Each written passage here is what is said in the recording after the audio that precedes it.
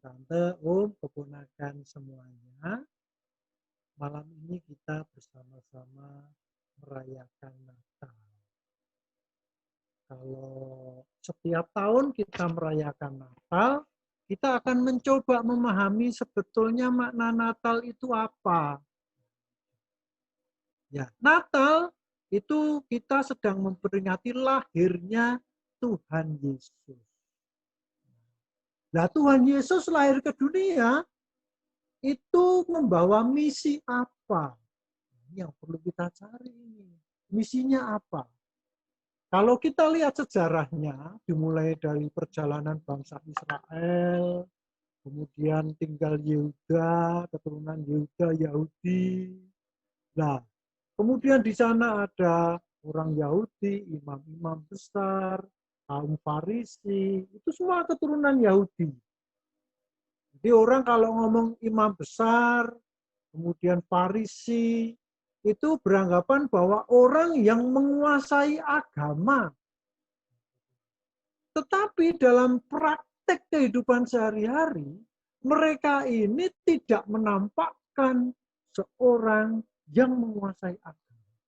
Agama itu digunakan alat untuk kepentingan mereka. Bahkan 10 hukum Tuhan itu pun dijelentreh, dibuat banyak menjadi kurang lebih 386 hukum. Tujuannya apa? Untuk menguntungkan dirinya. Itu, kalaupun beribadah di gereja, itu pun terjebak dalam ritual.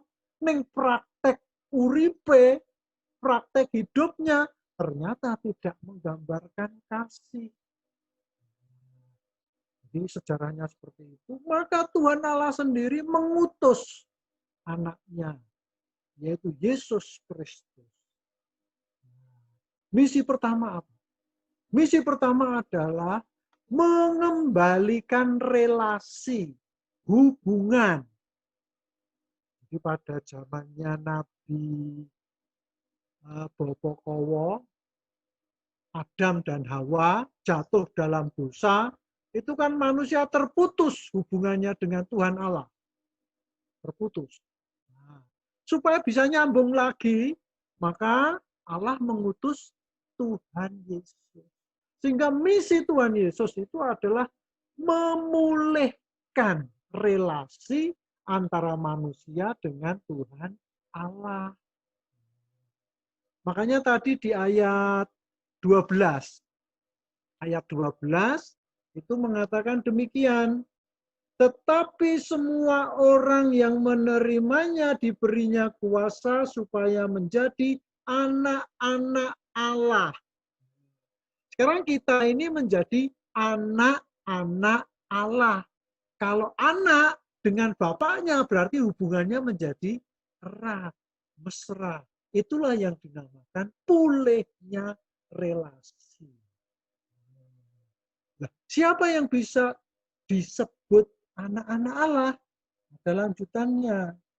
Yaitu mereka yang percaya dalam namanya. Jadi kita ini bisa disebut sebagai anak-anak Allah. Kalau sudah menjadi anak, berarti hubungan mesra dengan Bapa. Ning syaratnya percaya. Jadi kita bisa disebut anak itu kalau percaya. Sekarang makna percaya apa? Ternyata makna percaya itu ada 4 unsur. Unsur yang pertama, mengaku dosa. Harus mengaku dosa dulu. Yang kedua, mengaku bahwa Yesus Kristus satu-satunya jalan. Kalau sudah mengaku dosa, terus jalannya itu ya hanya lewat Yesus Kristus. Unsur yang kedua. Yang ketiga, bertobat itu artinya penyerahan diri secara total. Itu namanya bertobat. Yang keempat, kalau sudah bertobat, bersyukur. Bersyukur itu ya melakukan kehendak Yesus Kristus atau kehendak Allah. Jadi kalau kita mengaku percaya, tetapi tidak melakukan, itu sebetulnya bisa disebut belum percaya. Kalau belum percaya berarti belum disebut anak-anak Allah. Ini makna Natal sebetulnya. Jadi, kita bisa percaya sungguh-sungguh pada Yesus Kristus. Percaya itu syaratnya ada 4 tadi. Ngakoni dosa, satu-satunya jalan Yesus, bertobat, terus bersyukur melalui melakukan. Melakukan itu yang sulit memang. Melakukan itu sulit. Saya dulu pernah bertanya dengan Pak Christian Sutopo. Pak Christian Sutopo itu dengan Pak Luk, Mbah Luk itu akrab banget. Pak Christian, ya sangat sulit Pak Christian. Kalau kita ini ditampar pipi kiri harus diberikan pipi kanan. Itu kan berat sekali. Artinya apa? Walaupun kita disakiti, tetap kita membalas dengan kasih. Lah niku kan angel, paling penak niku nek disakiti nggih bales nyakiti genten niku paling penak.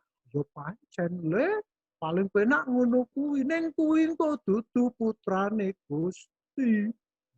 Pak Christian seperti itu. Lah terus nek angel pripun? Ngene lho.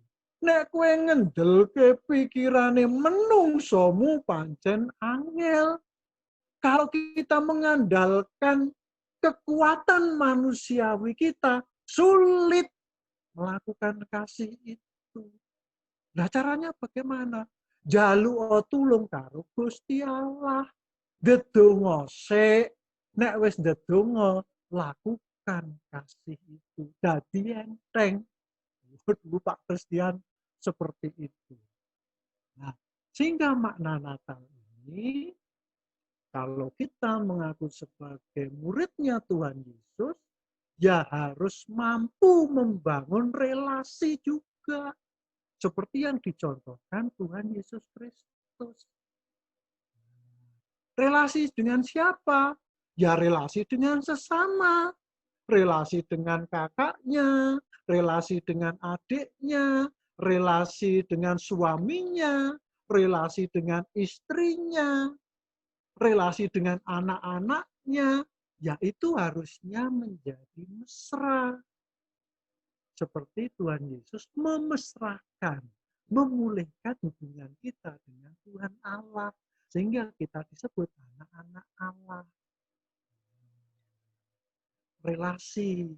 Jadi kalau relasi sudah mesra, wah hidup itu sangat berbahagia. Walaupun hambatannya banyak memang membangun relasi itu.